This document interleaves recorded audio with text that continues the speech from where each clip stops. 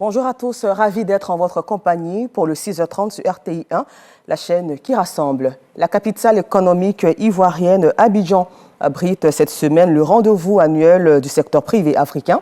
La 12e édition de l'Africa CEO Forum a ouvert ses portes hier lundi au Sofitel Hôtel Ivoire sur le thème « Un New Deal public-privé peut-il rebattre les cartes en faveur du continent ?» Plus de 2500 hommes d'affaires, investisseurs et décideurs politiques y prennent part. Et l'événement qui s'est ouvert en présence du chef de l'État Alassane Ouattara voit la participation de plusieurs autres présidents et chefs de gouvernement. Le témoignage est signé Alexis Ouedraogo. L'Africa CEO Forum 2025 s'ouvre ce lundi à Abidjan sur une conversation fictive du groupe WhatsApp de l'Union africaine. Les chefs d'État du continent reconnaissent la dureté du contexte économique mondial, marqué par la montée du protectionnisme, la réduction de l'aide au développement et le service de la dette au coût élevé. Solution, mutualiser les efforts africains au service de l'Afrique.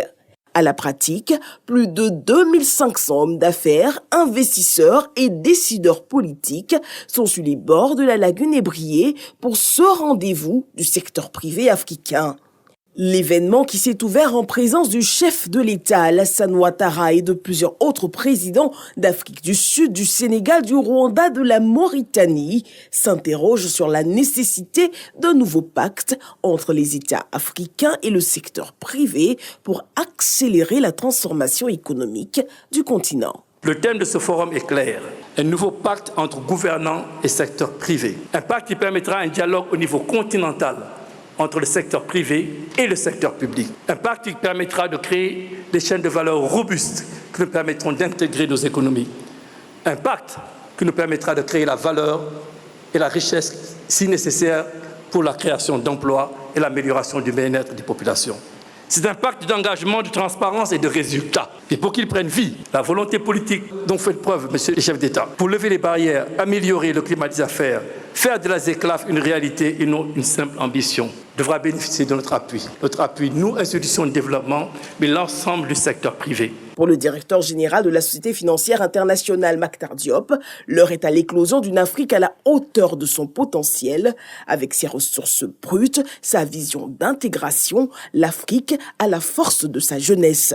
Dans un contexte mondial incertain, la Côte d'Ivoire se félicite de la résilience de son économie et appelle au renforcement des échanges intra-africains. La Côte d'Ivoire continuera de veiller à la solidité de son cadre macroéconomique pour favoriser le développement du secteur privé à un rythme soutenu.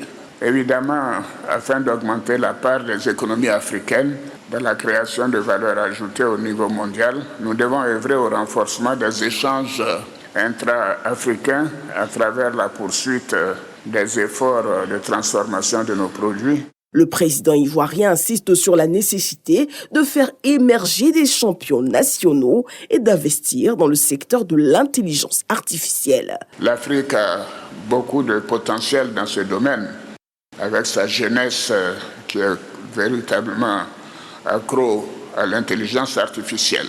Et nous devons tout faire pour encourager notre jeunesse à s'investir davantage dans ce secteur. Je souhaite que cette grande rencontre d'Abidjan soit un moment de vérité et d'engagement, réunissant les décideurs publics et privés pour concevoir ensemble des solutions concrètes, ambitieuses et adaptées à nos réalités, en vue de faire émerger la prochaine génération de champions africains. Ces assises qui dureront 2 jours seront meublées de conférences autour de 3 piliers, notamment l'amélioration de la gouvernance, l'optimisation des politiques publiques et l'accélération de la mise en œuvre de la ZLECAf, la zone de libre-échange continentale. Et ce qui fait également le prestige de l'Africa CEO Forum, c'est l'intérêt qu'accordent les chefs d'État à cet événement. Pour preuve, ce lundi, à l'ouverture, ils étaient au nombre de 5. Ce sont les présidents Alassane Ouattara de la Côte d'Ivoire, Cyril Ramaphosa de l'Afrique du Sud, Paul Kagame du Rwanda, Bassirou Diomaye Faye du Sénégal et Mohamed Ould El Ghazouani de la Mauritanie. Et lors d'un panel de haut niveau, ces chefs d'État se sont prononcés sur le thème « Vers une Afrique puissante », la voie de l'intégration économique, politique et commerciale. Mahama Traoré vous en parle. 3 chefs d'État et un vice-président de la République, celui de Côte d'Ivoire, représentant le président Alassane Ouattara à ce panel de haut niveau du Africa CEO Forum. Un exercice oratoire où chaque intervenant doit rassurer le Gotha africain de l'entrepreneuriat, rassurer notamment sur comment parvenir à une intégration économique, politique et commerciale réussie en Afrique. La première réponse est venue de Cyril Ramaphosa, le président de la première puissance économique du continent, l'Afrique du Sud. Il faudra mettre en place des projets d'infrastructures qui aideront donc le secteur privé à continuer à aider le secteur public. Et ces projets donc d'infrastructures doivent être construits, doivent être mis en place, doivent être pensés, doivent être rédigés clairement, réellement, grâce à un réseau très clair, avec aussi l'idée et l'accompagnement du secteur public. Le secteur public doit arriver comme le partenaire de confiance du secteur privé.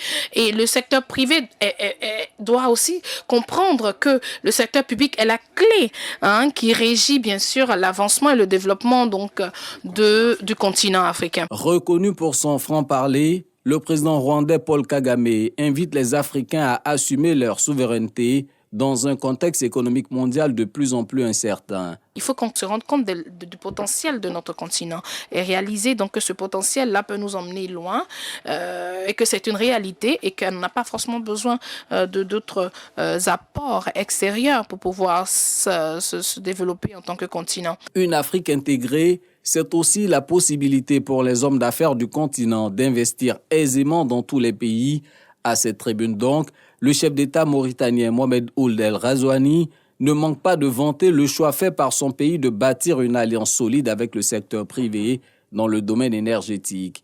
Aujourd'hui, le secteur privé a désormais la possibilité d'intervenir en tant qu'autoproducteur de ses besoins en énergie et de vendre le surplus à la compagnie publique d'électricité à travers des éléments clés qui favorisent le développement des IPP, comme le nouveau code de l'électricité, la nouvelle loi PPP, le pacte énergie compact, le code de l'hydrogène vert. Pour le vice-président de la République, Tiemokomé Iliekone, l'éclosion du secteur privé africain est à un seul prix, une gouvernance rigoureuse. Si la gouvernance est bonne et que les entreprises, ou en tout cas le secteur privé, arrivent à se retrouver, les performances seront obligatoirement bonnes et c'est ça qui est recherché.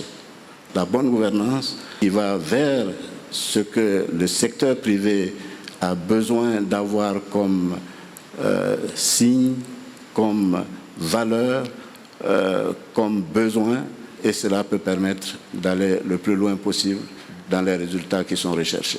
Tiemokomé Iliekone a également profité de cette tribune d'échange pour promouvoir le plan national de développement, symbole fort d'un partenariat public-privé au service de la transformation que connaît la Côte d'Ivoire depuis environ 15 ans. Et l'actualité en Côte d'Ivoire, c'est aussi le ministère de l'enseignement technique, de la formation professionnelle et de l'apprentissage qui a effectué une visite terrain dans des établissements d'enseignement technique et professionnel de Jacquesville, Yopougon et de Cocody. Cette visite a été donc l'occasion de livrer des infrastructures rénovées et de fournir du matériel sanitaire et didactique à ces écoles. Le compte-rendu de Jean-Marc Djadji. Visite de terrain du ministre Kofi N'Guessan et du Fonds des Nations Unies pour la population UNFPA dans les établissements d'enseignement technique et professionnel du pays. Pour la première étape, la délégation a déposé ses valises au lycée professionnel de Jacquesville dans la région des Grands Ponts. Ici, le ministre effectue la remise de l'infirmerie, de l'internat pour jeunes filles, de kits sanitaires et didactiques. De retour dans le district d'Abidjan, Cap est mis sur le lycée multisectoriel Mohamed VI, le nouveau centre de formation par apprentissage métier du bâtiment de Yopougon et enfin, au lycée technique d'Abidjan. Des équipements, dont de l'UNFPA, sont également offerts pour l'amélioration du cadre de travail des apprenants. Ça fait partie du mandat de l'UNFPA d'accompagner les gouvernements à libérer le potentiel des jeunes. surtout dans un pays comme la Côte d'Ivoire où 75% de la population est jeune. Le président a dégagé des moyens, vous avez remarqué, relativement importants pour réhabiliter le dispositif, notamment les anciens lycées, mais aussi pour construire d'autres infrastructures comme ici, ce centre de formation d'apprentis de Yopougon, où on aura plus de 10 métiers dans le domaine du bâtiment. Mais dans le déroulement de nos programmes, on aura à recruter des jeunes garçons et des filles. On va les mettre ensemble. L'idée, c'est comment créer les conditions de sécurité, les conditions idoines pour que les formations se déroulent dans de bonnes conditions. Avec plus de 150 000 apprenants dans le secteur de l'enseignement technique et professionnel en Côte d'Ivoire, soit un taux de progression de plus de 6%, le ministère de tutelle envisage accélérer les travaux de construction et de rénovation des établissements du pays. À la page religion, plus de 60 pèlerins catholiques ivoiriens sont au 65e pèlerinage international militaire au sanctuaire de Notre-Dame de Lourdes en France. Et cette délégation composée de tous les corps aura donc l'occasion de prier pour la consolidation de la paix en Côte d'Ivoire. Envoyés spéciaux à Lourdes, Godefroy Okambawa et Célestin Frodo. Pour ce 65e pèlerinage international militaire à Lourdes, c'est plus de 60 pèlerins ivoiriens qui y participent. Au-delà des apparats militaires, ce sont des hommes et femmes épris de paix. Une présence qui témoigne du renforcement de la foi de ces fidèles. Ces pèlerins auront l'occasion de marcher sur les pas des saints qui ont marqué la vie de l'Église et surtout prier pour la consolidation de la paix en Côte d'Ivoire et dans le monde. Généralement, nous pensons que s'ils sont faits pour faire la guerre, non, ils sont aussi faits pour la recherche de la paix. Ces nations, en se frottant, en passant du temps ensemble, en priant ensemble, en faisant le challenge sportif, ils renforcent leur amitié, ils renforcent leur union et cela va dans le sens de l'unité que prônent nos évêques, que prône le pape et surtout l'unité que prônent nos gouvernants. Plus de 15 000 militaires sont attendus pour cette 65e édition du pèlerinage militaire international avec près de 40 pays venus du monde dans une démarche fraternelle d'espérance au pied de la Vierge Marie. L'actualité politique hors de la Côte d'Ivoire, c'est un tournant historique pour la paix et la stabilité au Moyen-Orient. Ce lundi 12 mai, le Parti des travailleurs du Kurdistan, PKK, annonce la fin de la lutte armée, marquant ainsi un tournant significatif dans l'histoire de la région. Ce mouvement kurde, fondé en 1978, a été impliqué dans une lutte armée contre le gouvernement turc pendant plusieurs décennies dans le but de revendiquer des droits et une autonomie pour la population kurde. En Turquie, le commentaire signé Gabriel Zani. C'est la fin de la lutte armée, c'est aussi la fin du PKK, le Parti des travailleurs du Kurdistan. Ce lundi 12 mai, le 12e congrès du PKK a décidé de dissoudre la structure organisationnelle du parti et de mettre fin à sa méthode de lutte armée, a rapporté l'agence de presse pro-kurde Firat. Une annonce qui met un terme à un conflit qui aura fait plus de 40 000 morts depuis 1984, début de la lutte armée. En effet, le parti kurde a été en conflit avec le gouvernement turc depuis plus de 40 ans et la décision survient après plusieurs mois de signes d'apaisement entre Ankara et le mouvement kurde. En décembre 2024, Abdullah Öcalan, leader fondateur du PKK emprisonné depuis 26 ans, avait lancé un appel à la dissolution du mouvement et à l'abandon des armes le 27 février 2025, qui avait été suivi quelques jours plus tard d'un cessez-le-feu unilatéral. Recep Tayyip Erdogan, le président turc, salue ces démarches comme une opportunité historique pour la réconciliation entre Turcs et Kurdes, ces derniers représentant environ 20% de la population turque estimée à 85 millions d'habitants. La fin de la lutte armée du PKK a également des répercussions au-delà des frontières turques. Le conflit kurde s'était étendu en Syrie, Irak et Iran, où des populations kurdes importantes sont installées.